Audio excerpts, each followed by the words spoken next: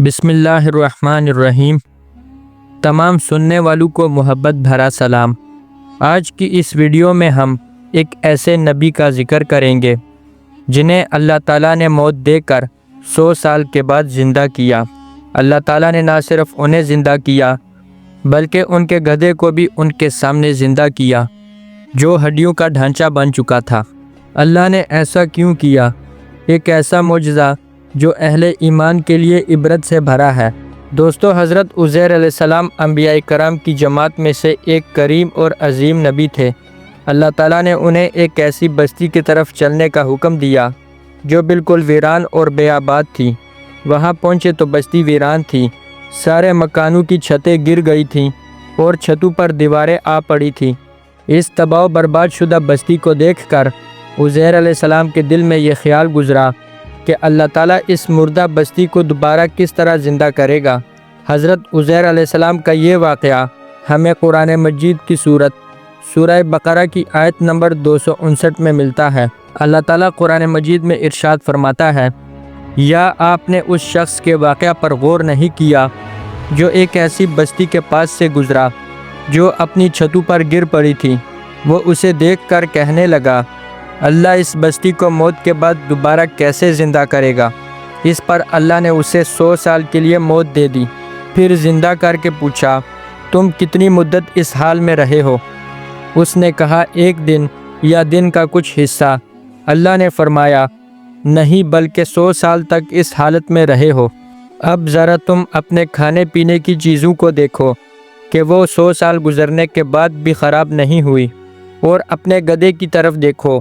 یہ سب کچھ اس لیے کیا ہے تاکہ ہم تمہیں لوگوں کے لیے ایک نشانی بنا دیں، اور گدھے کی ہڈیوں کی طرف دیکھو کہ ہم انہیں کس طرح ایک دوسرے سے جوڑتے ہیں، پھر ان پر گوشت چڑھاتے ہیں۔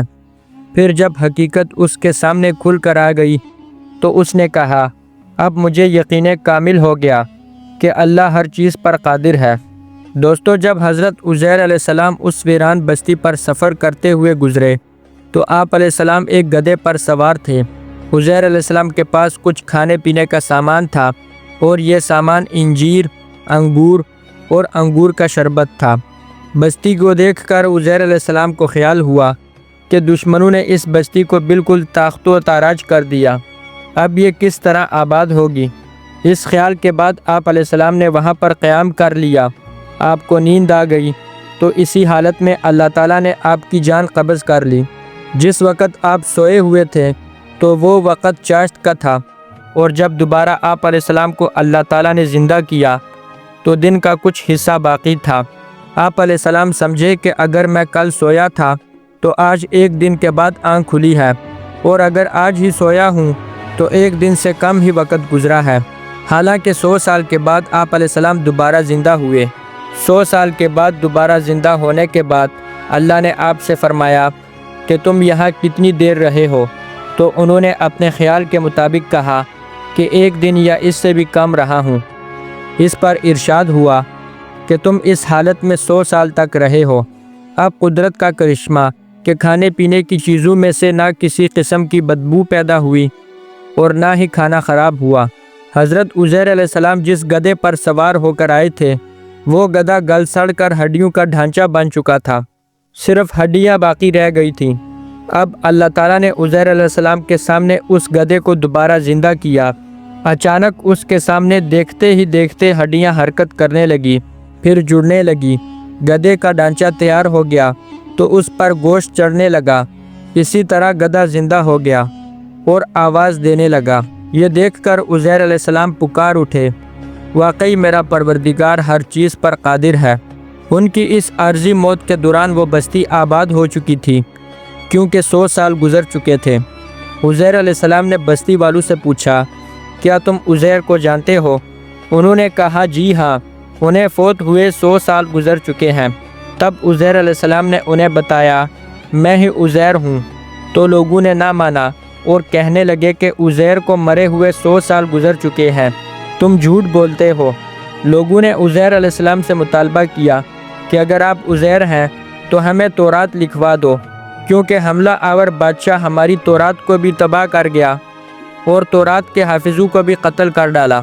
اب ہمارے پاس تورات کا کوئی مکمل نسخہ نہیں ہے۔ چنانچہ حضرت عزیر علیہ السلام نے اپنے حافظہ سے تورات کا مکمل نسخہ قلم بند کرا دیا۔ تب لوگوں کو یقین آیا کہ آپ واقعی عزیر علیہ السلام ہیں۔ جب حضرت عزیر علیہ السلام اس اہم کام سے فارغ ہوئے تو بنی اسرائیل نے انتہائی مسرت کا اظہار کیا اور ان کے دلوں میں حضرت عزیر علیہ السلام کی قدر و منزلت بڑھ گئی، اور آہستہ آہستہ یہ محبت گمراہی کی شکل اختیار کر گئی کہ انہوں نے اسی طرح عزیر علیہ السلام کو خدا کا بیٹا مان لیا جس طرح نصارہ نے حضرت عیسیٰ علیہ السلام کو خدا کا بیٹا تسلیم کیا۔ اللہ تعالیٰ نے اس عقیدہ انبیت کو مختلف مقامات پر مختلف الفاظ سے رد فرمایا ہے۔ اللہ تعالیٰ سورہ توبہ میں ارشاد فرماتا ہے، اور یہود کی ایک جماعت کہتی ہے کہ عزیر اللہ کا بیٹا ہے، اور نصارہ کہتے ہیں کہ مسیح اللہ کا بیٹا ہے۔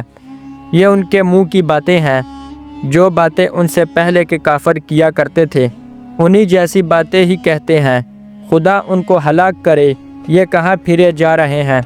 تمام یہود نے اس طرح نہیں کیا تھا، بلکہ ایک خاص طبقہ نے، جو کہ بقول بعض علماء یہود کے بنی قریظہ نے یہ حرکت کی تھی۔ آج بھی فلسطین میں یہود کا وہ فرقہ موجود ہے جو حضرت عزیر علیہ السلام کو اللہ کا بیٹا مانتا ہے۔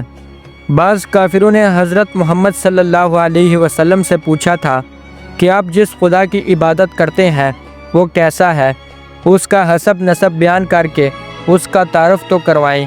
اس کے جواب میں اللہ تعالیٰ نے سورہ اخلاص نازل فرمائی۔